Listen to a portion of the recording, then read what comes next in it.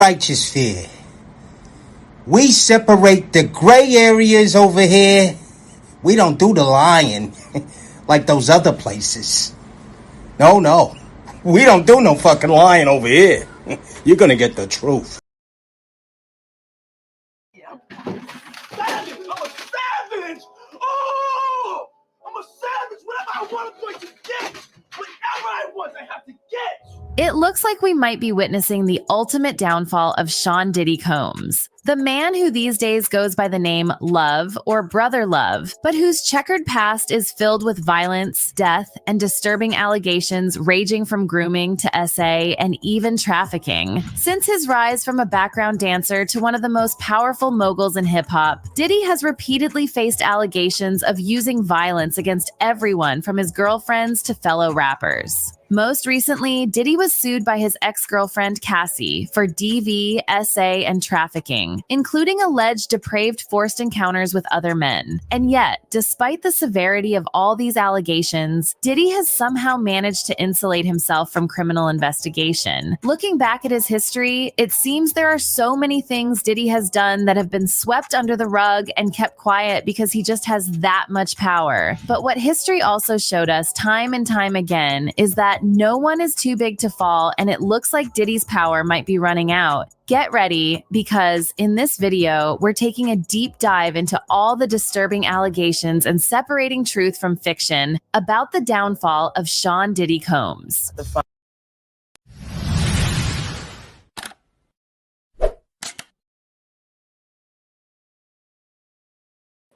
Salute squad and good morning. How y'all feeling? Salute to all my good breads. Salute to all my sisters with sense that don't play about Mr. Goodbread. How y'all feeling again, guys? Word, we got a good one today. We gonna break it down, guys. We gonna break it down because I know y'all not surprised. We all seen this coming. Maybe not when we were younger, but we seen this. We knew this day would come, guys, because you just can't stay on top dirty that long.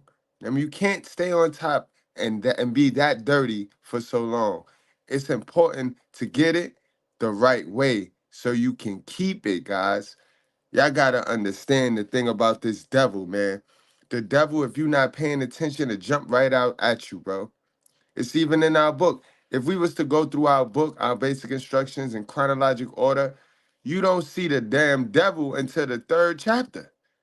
You go through chapter 1, chapter 2, and then out pop the motherfucking devil. So you got to pay attention. And you got to know yourself. This is why it's important to know you. This is why everything stems back to you knowing who you are. Because if you don't know who you are, the devil will creep right in on you, slide in on you, and have you make a deal. All right, but guys, let's get back into this. Let's get on into this.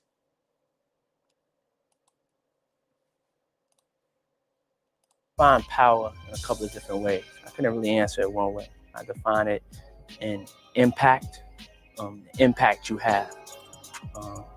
Is it positive? Is it negative? There's two ways your power could go. Sean John Combs was born. And that's key that he said that, because that's a fact. And guys, you're going to see in life, it's only two answers, good or evil. It's only two ways to go. Either it's good or it's evil. If you got power, do you use it for good or do you use it for evil?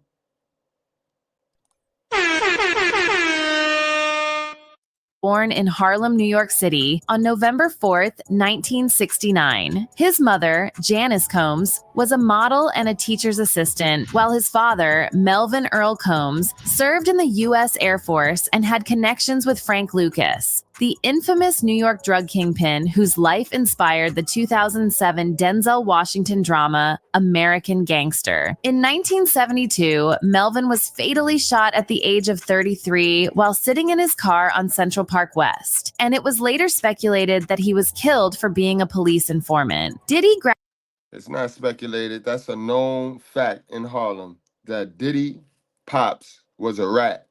And that's why Diddy out here moving the way he be moving. But it's a fact. He was a rat. graduated from Mount St. Michael Academy, where he played football and saw his team clinch a division title in 1986. He earned the childhood nickname Puff because of his tendency to huff and puff when he was angry. Diddy briefly pursued a business degree at Howard University. However, he left after his second year to focus on his dreams of becoming a music mogul. So he had that little hell of a son syndrome since young, guys. He used to huff and puff. That's how he got his name. Did y'all know that? He got his name because he was a little brat. He was a little punk. Huff and puff around.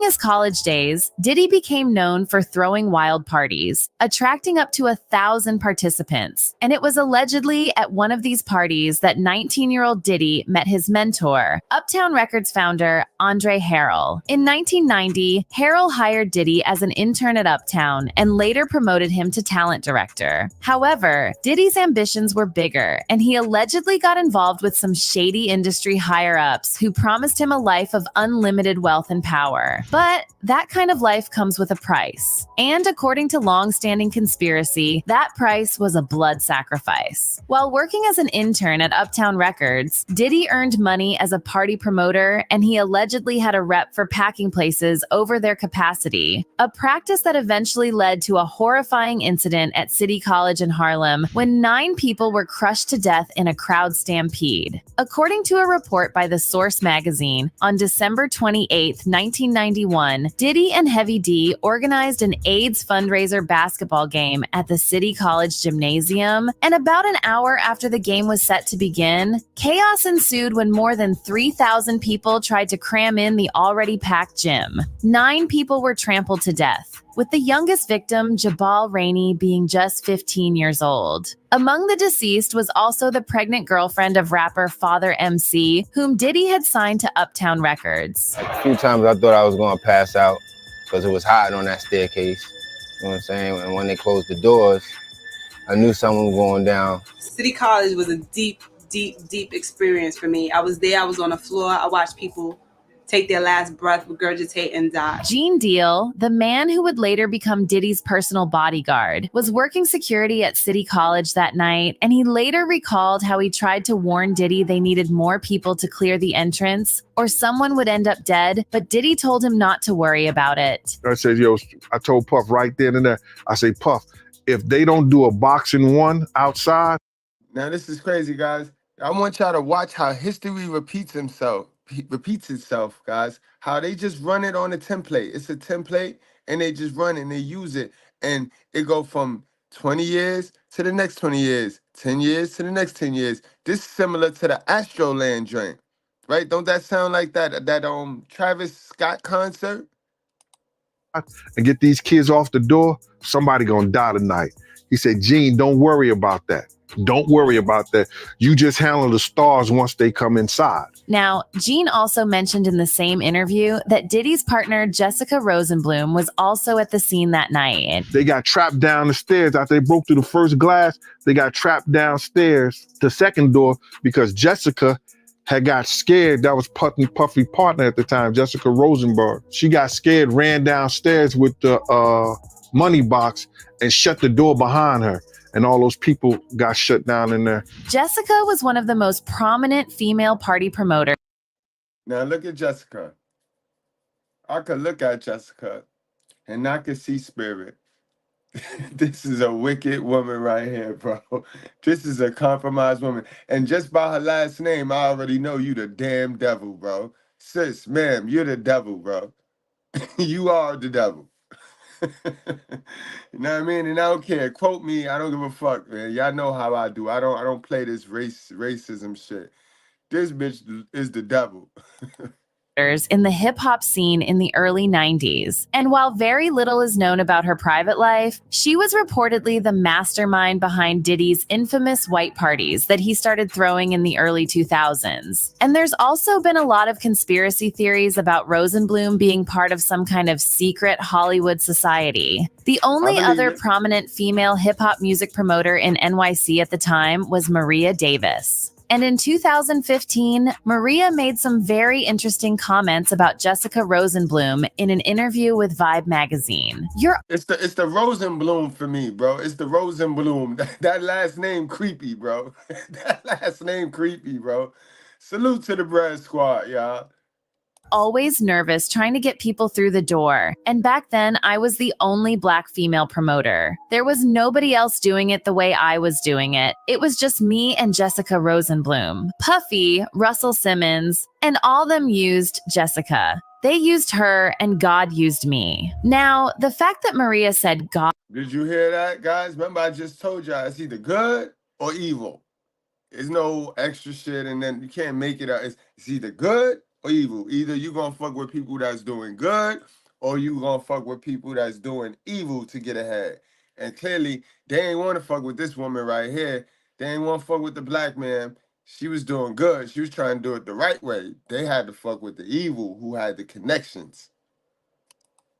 God used her and the others used Jessica made it sound like she was implying that Jessica was pure evil. And a lot of people interpreted this as Maria saying that the likes of Diddy and Russell Simmons sold their souls to the other side. When Vibe magazine prodded Maria to explain what she meant by that statement, she suggested that Jessica was connected to some of the most powerful men in the music industry, including Liar Cohen. There you go. The devil. The devil. The guy, hold on, let me get that picture back up there, right? The goddamn devil. Yes, Leo Cohen's.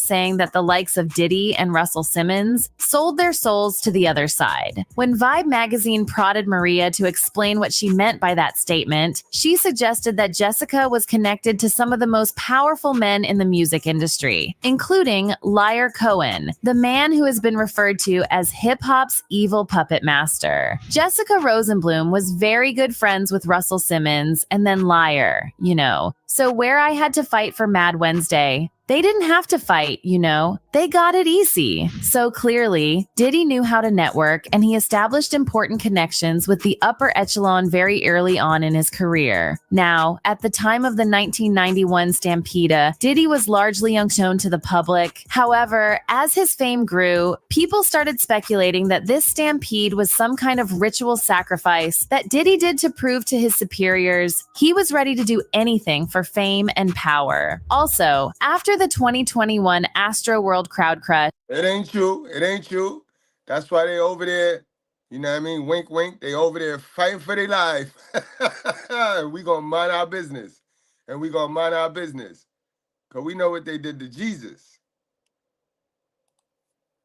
Killed 10 young people during Travis Scott's performance. A lot of people started saying that Travis's reaction to this tragedy was eerily similar to how Diddy reacted to the 1991 Stampede. Basically, they moved on like nothing happened. In fact, according to One Blind Item, after the victims of the Stampede were taken to the hospital, Diddy stayed back to count his cash, and he apparently looked completely unfazed by what had happened. I forget who was performing. Anyway, the one thing I found interesting was that the people who were helping Diddy with the event found him counting his cash in one of the back rooms after the 9 children had been taken to the hospital. He denies this, of course, but multiple people have said that they saw him with their own eyes. Following this tragedy, multiple wrongful death and personal injury lawsuits were filed, and yet no criminal charges were brought against Diddy or other organizers. This incident was allegedly one of the reasons why Andre Harrell fired Diddy from Uptown Records. But Diddy already had a plan.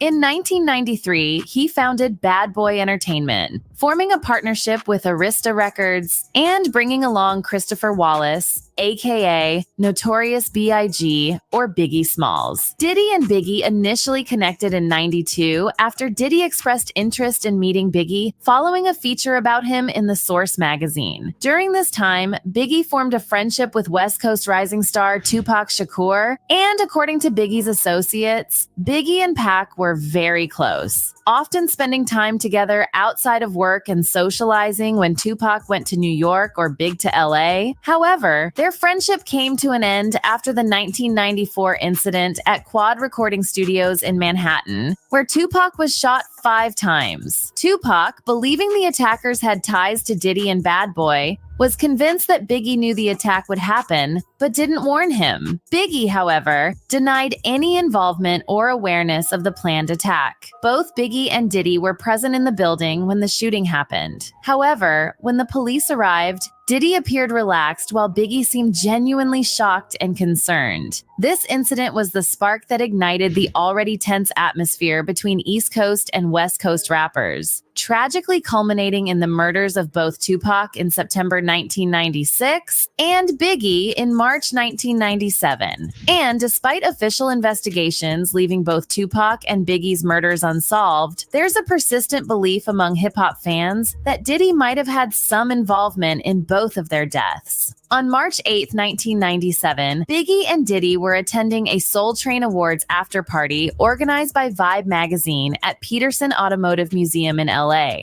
The party was eventually shut down due to overcrowding, and Biggie left with his group in 2 Chevy Suburbans, heading back to his hotel. He sat in the front passenger seat with 2 companions while another individual drove. Diddy traveled in the other vehicle accompanied by 2 bodyguards, while Bad Boy's security director trailed behind in a Chevy Blazer. As Biggie's SUV paused at a red light roughly 50 yards from the Peterson Automotive Museum, a black Chevy Impala pulled up beside it. The driver of the Impala lowered the window, brandished a gun, and shot at Biggie's car. Struck 4 times, Biggie was rushed by his entourage to Cedars-Sinai Medical Center, where surgeons immediately operated on him. But sadly, despite the emergency efforts, Biggie Smalls was declared dead at 1:15 a.m. He was just 24 years old, and it didn't take long before people started blaming Diddy for setting Biggie up, pointing out that Diddy pressured Biggie to go to LA just months after Tupac was shot. There were also rumors back then that Biggie was trying to leave Bad Boy after he found out Diddy was allegedly stealing from him. And some sources even claimed that before Tupac was shot, he and Biggie made amends and were planning to... Now, I never really touched on this, but now that I got as much information as I got, I could almost imagine that Biggie got a tell-all too. Biggie got a tell-all too, so he had to go. Because I can't seem to imagine, why would you take your prized possession to LA, to a hotspot, to a target zone, right? The motherfucker can't even walk. Biggie wasn't even walking at the time, guys. You remember More Money, More Problems when he had the cane in that video?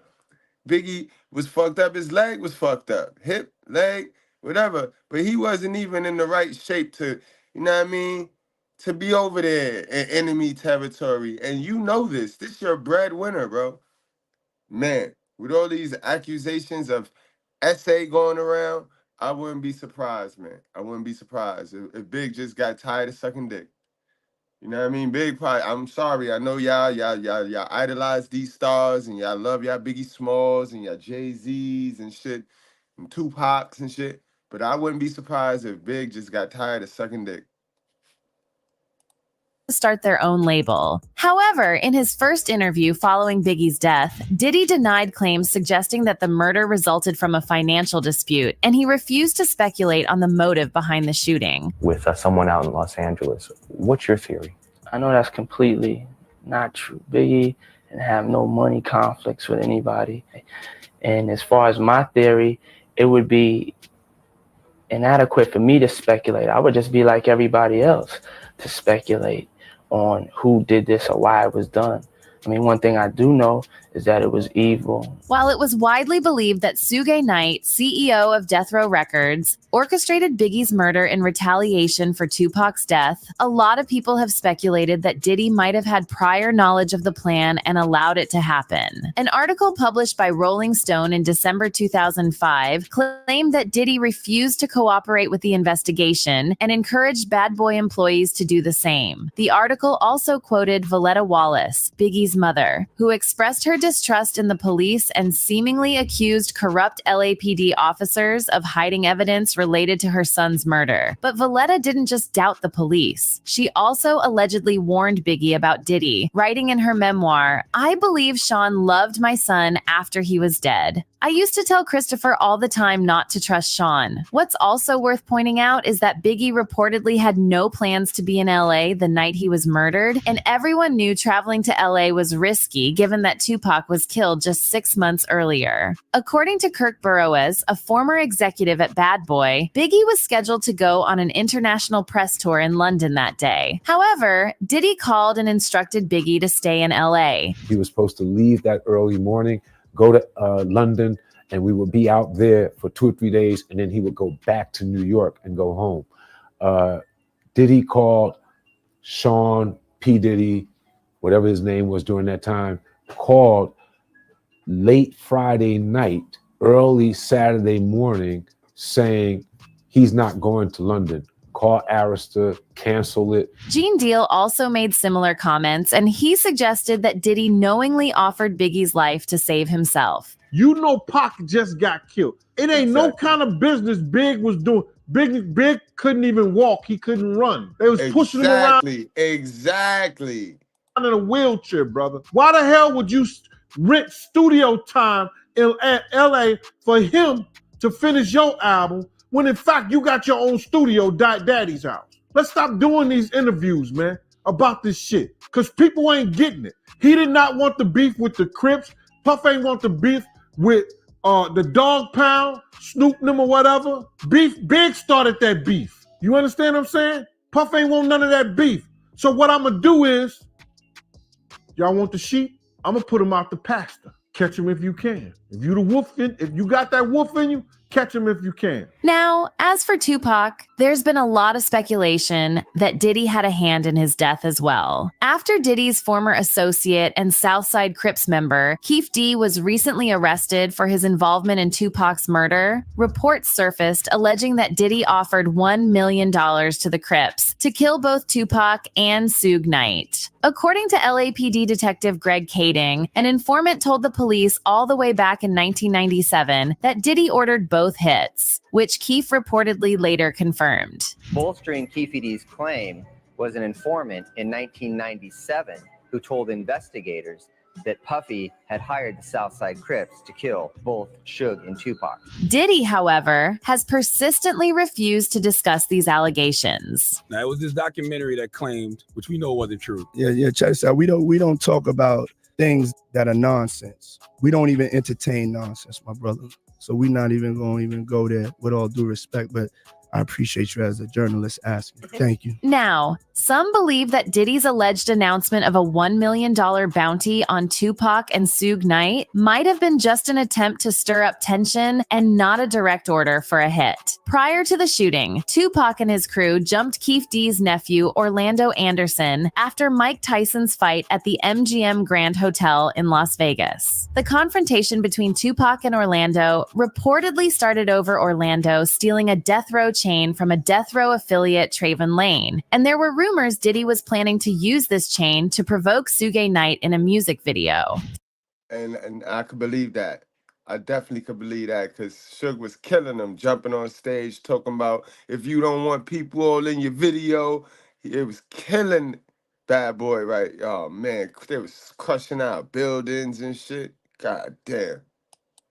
So Tupac's tragic murder might have been the result of a heated situation and nothing more. But despite this narrative, many fans remain convinced that Tupac's murder wasn't random and that Diddy's $1 million offered to the Crips for targeting Suge and Tupac was a serious proposal. However, Diddy was never investigated over these allegations. And following Tupac and Biggie's deaths, he changed his name to Puff Daddy and tried to reinvent himself as a rapper. But trouble followed Diddy everywhere he went, and in a bizarre coincidence, almost exactly 8 years to the day after the 1991 Stampede, Diddy was involved in a nightclub shooting that left him facing multiple charges and led to a highly publicized trial. The shooting took place on December 27th, 1999 at Club New York in Times Square, where Diddy was partying with his then-girlfriend, Jennifer Lopez. We going through it all, guys. We going through it all. We going to take a deep dive through all his alleged crimes and accusations. It's the fall of Lucifer, guys. Hit that like button. Welcome to class. and his friend, rapper Shine, who was signed to Bad Boy. According to a report by Paper Magazine, around 2:20 a.m., Diddy accidentally knocked a drink out of someone's hand, and a man mockingly threw a stack of money in Diddy's face. The man was allegedly Brooklyn ex-con Matthew Allen, better known by his street name, Scar. An argument broke out, quickly escalating into a full-blown shootout, and, according to multiple witnesses, some of the rounds came from Diddy's gun. 3 people were injured and 1 woman was shot in the face. Amid the chaos, Diddy and J-Lo escaped in his '99 Lincoln Navigator, but were pulled over by the police after running a red light. The police found a stolen 9mm handgun in the trunk of the car, and both Diddy and Jennifer were arrested. J-Lo spent 14 hours in a cell, and this was reportedly the final straw for her. She dumped Diddy on Valentine's Day 2001 and never looked back. As for Diddy, he was charged with 4 weapons-related charges and with bribing his driver to lie about the gun being his. Meanwhile, Shine was also arrested and charged for his involvement in the shooting. But while Shine was found guilty and ended up serving 10 years in prison, Diddy managed to escape prison sentence with the help of high-profile lawyers, Johnny Cochran and Benjamin Braffman. It was later widely reported that Diddy threw Shine under the bus, and Gene Deal claimed that Diddy pressured witnesses that were brought to him to testify against Shine. And some of those people who were making statements, they was making statements against Shine. Yo, bro, listen to me. That's fucked up. That's fucked up. Y'all hearing it from me, but Sean said it himself in his interview. You supposed to be my brother, and you got people testifying against me. Those people were testifying.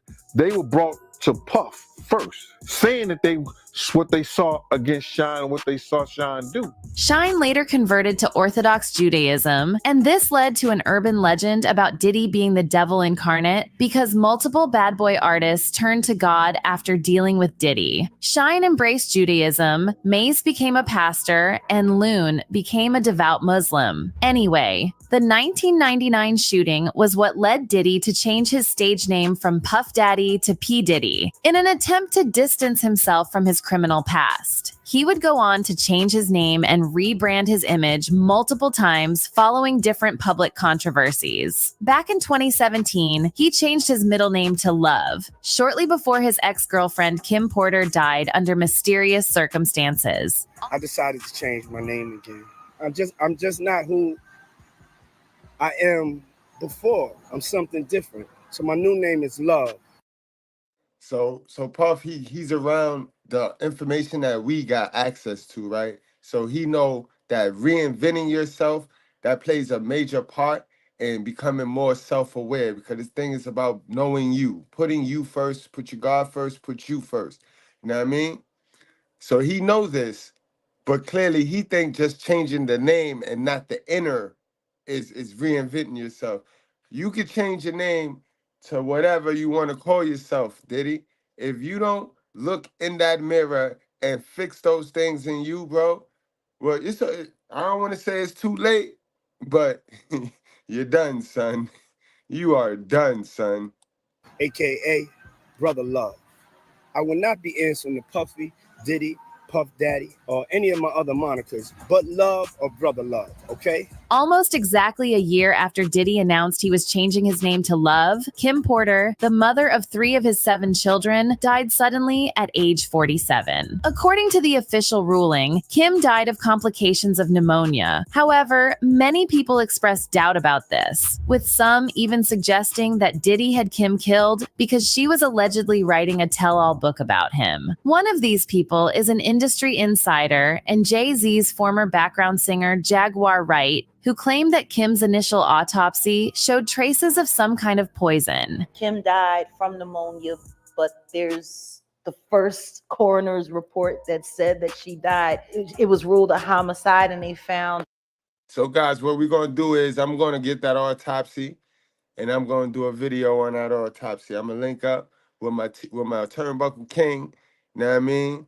And I'm gonna do something nice for you guys. I'm gonna find out how he format his autopsies.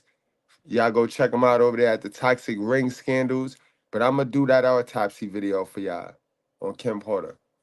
toxins in her body to prove that she had been poisoned. You know, they have poisons that create heart attack and pneumonia-like symptoms. Jaguar also suggested that multiple people who dealt with Diddy were planning to release tell-all books and documentaries before they either got sick or died under suspicious circumstances. Andre was writing a book right before he died. Heavy D was working on a book before he died. Kim Porter was working on a book before she died. And Al B. Sure was working on the documentary of his life.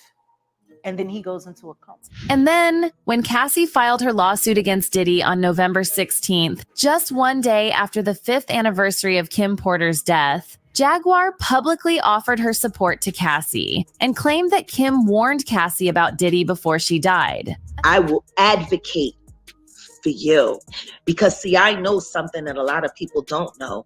I know that you and Kim Porter had a sit down right before she left us. And I know Kim had some very good advice to give you. And I believe that this is why things are happening as they're happening now. Kim was smart, wasn't she, Cassie? Kept you alive and kept you safe. Another individual who publicly claimed that Kim didn't die of pneumonia was her ex-husband, Al B. Sure, who mysteriously fell into a coma just months after he shared a post referring to Kim's death as murder. In July 2020, Al shared a since-deleted video of himself crying and wrote, "I just found this footage from the morning I learned of Kim Porter's murder and how it ripped the soul from my physical body. I do know very clearly that Kimberly didn't just check out all of a sudden over pneumonia." Albie also added the hashtag "Don't let the love songs fool you," seemingly referencing Diddy's tributes to Kim. And then in November 2021, Albie posted a throwback photo with Kim and claimed she told him she was running, and he advised her to call the FBI. Albie also added a comment, "You would never believe what she went through." Now, as for Cassie, she made a series of highly disturbing allegations against Diddy in her lawsuit, claiming that he subjected her to repeated beatings, SA, and even forced her into sexual encounters with other men. Diddy settled the lawsuit within 24 hours for an undisclosed amount, and while his lawyer, Ben Brafman, claimed the settlement was not an admission of guilt. The public consensus seems to be that Diddy settled to avoid the discovery phase in a potential trial.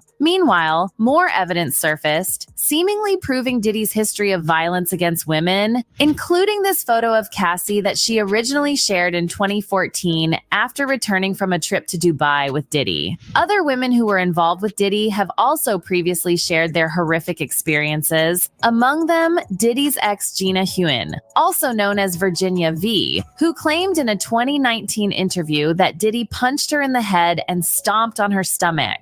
We was upstairs and we were in his closet and he like pushed me and I fell to the ground and then he like stood over me. So I was like laying on my back and he stood over me and he started like punching me like this, like he avoided my face, but he like started punching me like on the side of my head and I was just like covering my face. Following Diddy's settlement with Cassie, 50 Cent also seemingly suggested that there are many more victims who will soon come forward against Diddy. In a since-deleted Instagram post, 50 Cent wrote, "He paid that money real quick. Should have done that before the sharks saw the blood in the water. And here they come in 5, 4, 3, 2, 1, every woman he put his hand on." Now, as far as we know, there is.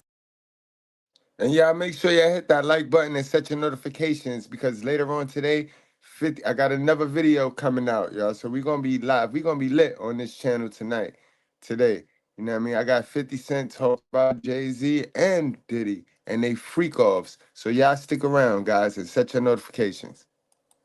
There's no active criminal investigation against Diddy at this moment. However, fans on the internet are saying it's only a matter of time and this could likely be the beginning of Diddy's deserved downfall. One fan wrote, "Going against someone as powerful as Diddy was no easy feat. I hope that Cassie is proud of speaking up and speaking out regardless, because she really did that. And her courage is going to be felt by so many other victims to come forward. This isn't the end. Not at all. And another person added, the chickens are coming home to roost. I am glad Diddy's downfall is finally happening. He has gone on too long without facing serious consequences for grooming, abusing, and threatening young female and male artists. I see more women and men in the music and entertainment industry coming forward to share their stories. But let us know in the comment if you feel the same. Are we really witnessing the downfall of Sean Diddy Combs?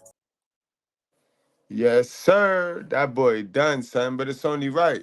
When you get it the wrong way, you're not gonna keep it, bro. You gotta get it the right way. That's the extra little kick in the game to make sure you're doing it the right way.